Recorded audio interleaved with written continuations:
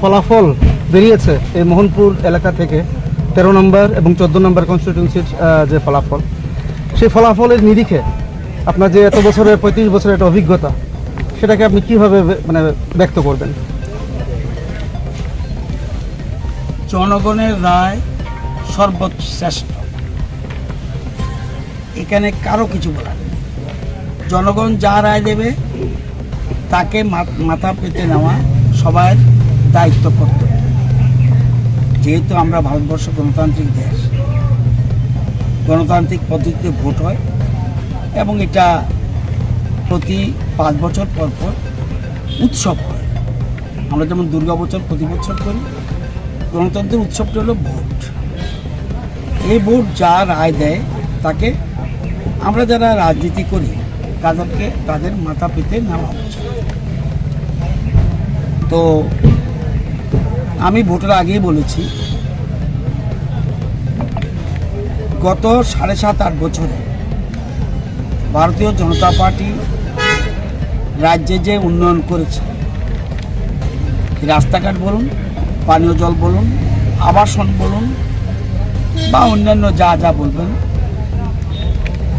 যদি উন্নয়নের নিরিখে ভোট দেয় তাহলে বিজেপিকে ভোট দিতে হবে। আমাকে বলুন, বিজেপি ছাড়া এই রাজ্যে কেউ কি উন্নয়ন করেছে? বলতে হবে আমাকে। আমার মতে না। তাহলে উন্নয়নের নিরিখে ভোট দিলে বিজেপিকে দিতে হবে। বলে না আমি সেন্টিমেন্টে ভোট দেবো, তাহলে তো অন্যদিকে যাবে, সেটা আমি কিছু করতে পারবো না। তো আমি আগেই বলেছিলাম যে সেন্টিমেন্টের ভোট হলে কি রেজাল্ট হবে আই ডোন্ট নো, কিন্তু উন্নয়নের নিরিখে যদি ভোট দিতে দেয় তাহলে আমাদেরকে ভোট দিতে হবে। 7.5 বছরে 8 বছরে ভারতীয় জনতা পার্টি কেন্দ্রীয় প্রকল্প এবং রাজ্যের প্রকল্প যে ডেভেলপমেন্ট করেছে রাজ্যে, আমার এলাকায় বলুন, বুদ্ধনগর ওয়াকিনগর কেন্দ্রটা বামটিয়ার একটা অংশ, সিমনার একটা অংশ, মান্দার একটা অংশ এবং মোহনপুর বিধানসভার একটা অংশ মিলে বুদ্ধনগর ওয়াকিনগর। তো এখানে আমাদের দল পরাজয় হয়েছে, আমাদের দলের। সুতরাং পরাজয়কে স্বীকার করে নিতে হবে, না নিলে এটা বুদ্ধিমানের কাজ নয়।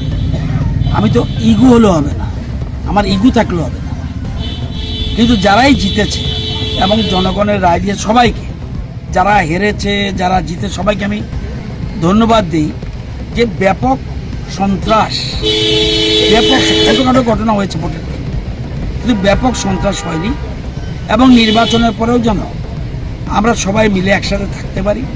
ভোটের পরে ভোট হবে, কিছুদিন পরে আবার আমাদের ভিলেজ কমিটি নির্বাচন হবে, এরপরে ভোট হবে আমাদের পুরসভার ভোট, কর্পোরেশনের ভোট, এরকম ধীরে ধীরে প্রত্যেক ভোটই হবে এবং আমরা মেনে নেই।